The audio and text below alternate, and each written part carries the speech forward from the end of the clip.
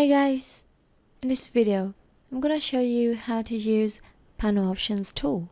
With this tool we can set properties for a single panel. First, select the tool. Select the panel.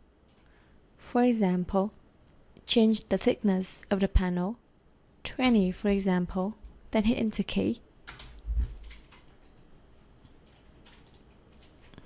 And then tick the options to change its properties. For example, I don't want to generate connector for this sheet, so tick the box, no connector sheet. And this icon is a symbol for no connector sheet. And no edge banding, then the edges are filled with the black color. And if it's a door, then tick door.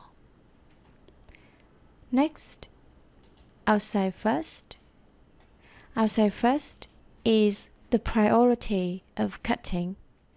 For example, there are some patterns in the panel and I want to cut the outside path first, then it's outside first.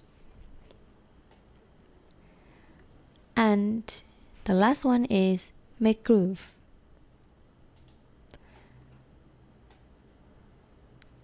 If on that panel no groove is going to be created, then tick none, just leave it none. And if we make other groove, we can tick here. For example, it's a panel with groove. And now we're going to generate fitting.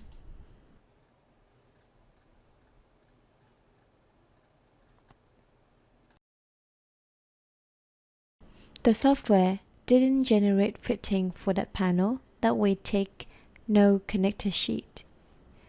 And also the edges were not banded. Next, for a component that we already generated fitting,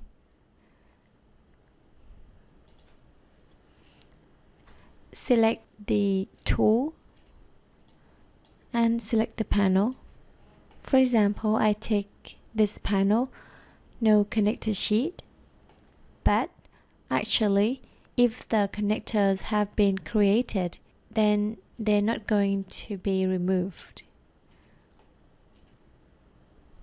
But if no edge banding, then it's still marked black. So in this case,